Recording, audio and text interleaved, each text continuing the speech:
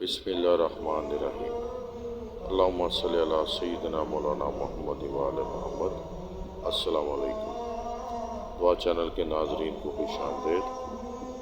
ناظرین، مادی خواہشات جب انسانی نفس پر حاوی ہو جاتی ہیں تو وہ انسان کو حلال اور حرام کی تمیز بھلا دیتی ہیں اور انسان شیطان کے ہاتھوں میں کھیلتا ہے اور اپنی آخرت خراب کر دیتا ہے۔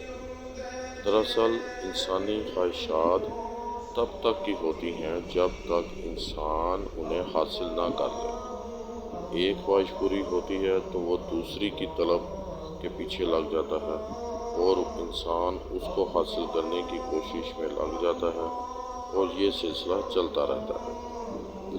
ایک مسلمان کو اپنی خواہشات ایسی بنا لینی چاہیے جن کی لذت کوئی ختم نہ کر سکے، یعنی اپنے آپ کو اللہ تعالیٰ سے وابستہ کر لیں۔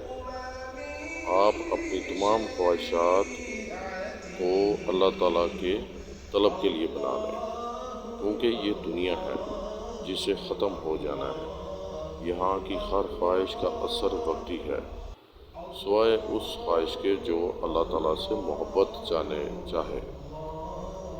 ہمیں اپنی خواہشات سے بہت زیادہ اللہ تعالیٰ عطا کرتا ہے۔ ہمارا رب ہمیں ہماری خواہشات سے بہت زیادہ عطا فرماتا ہے، تو پھر ہمیں سارا بھروسہ اپنے رب پر رکھنا چاہیے۔ ہمیں یقین ہونا چاہیے کہ جو رب کا فیصلہ ہے وہ ہماری سوچ سے بہت بہترین ہے۔ پھر اس یقین کے ساتھ ہم دعائیں مانگتے ہیں، اپنی خواہشات بھی اپنے رب کو سناتے ہیں جو سب سے زیادہ دلوں کو جانتا ہے۔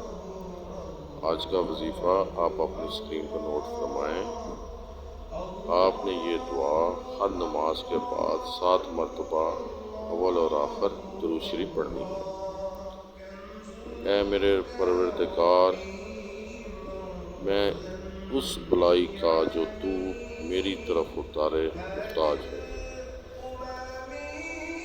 اس کا مطلب یہ ہے کہ جو اللہ تعالیٰ عطا فرما دے وہی میرے لیے خیر ہے، اور رب آپ کو وہ وہاں سے عطا فرماتا ہے جس کا بندہ گمان بھی نہیں کر سکتا۔ ہمارا رب بہت مہربان ہے۔ سلامت رہیں، آباد رہیں۔ السلام علیکم ورحمۃ اللہ وبرکاتہ۔